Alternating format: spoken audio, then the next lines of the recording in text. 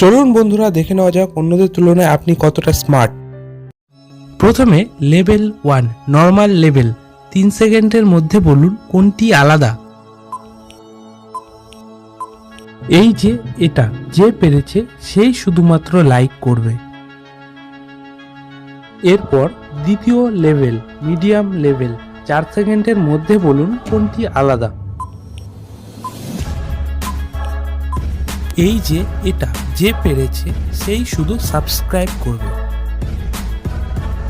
এরপর তৃতীয় লেভেল, এটা অনেকটাই হার্ড লেভেল, 5 সেকেন্ডের মধ্যে বলুন কোনটি আলাদা।